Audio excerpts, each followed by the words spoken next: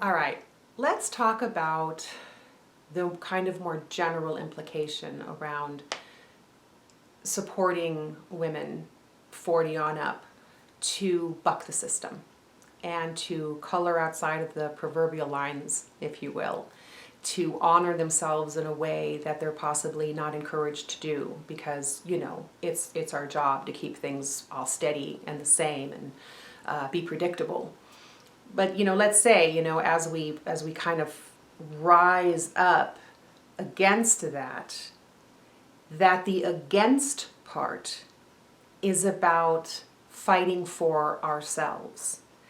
That the rising up is within ourselves. It is the rising up of our authenticity, of our true self, of the girl who is buried under years, decades of survival mechanisms and stories of trauma and of life having not gone exactly as planned or as wanted.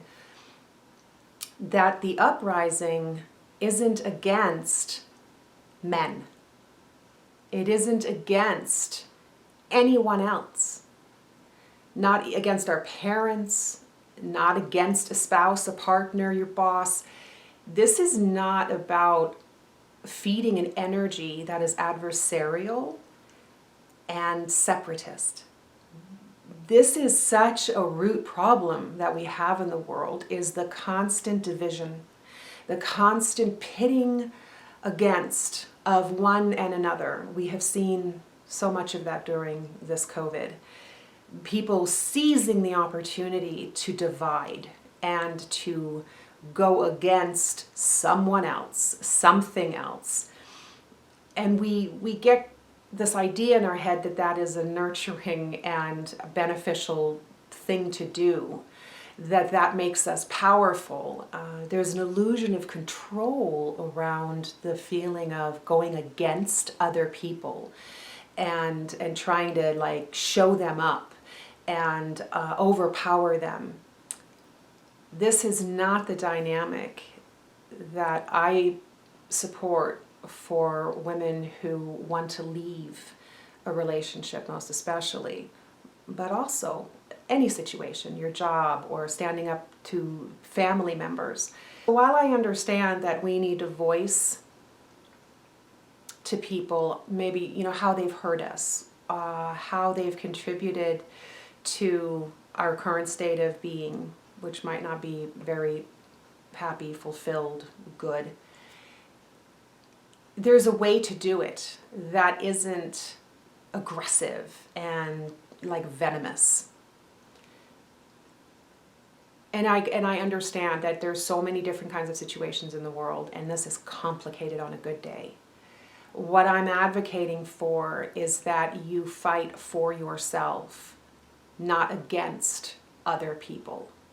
Not against your husband, against a brother or a sister or, whoever we might assign a lot of blame for the way we are or the way our life has turned out. And this is something that's so tempting and it's really encouraged by the world. Find a scapegoat. Find someone who you can kind of lay it on, that's why you made the choices you made, and that's why you're in the place you're at, and now you have to, figure it all out on your own, and all of that.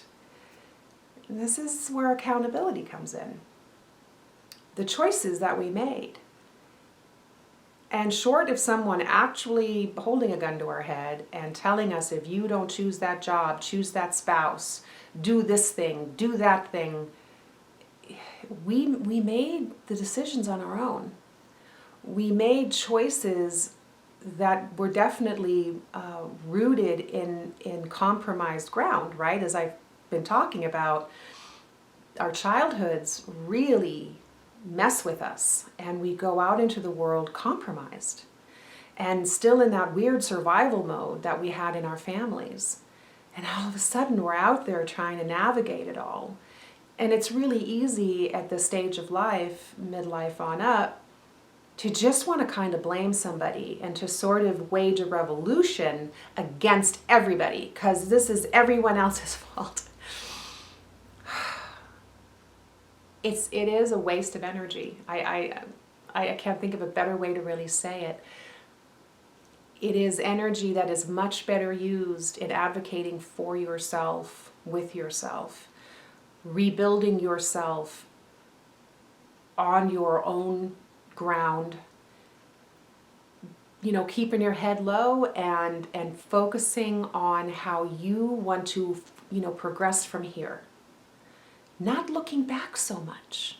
The only looking back that I ever encourage a client to do is when we're working on a very specific issue.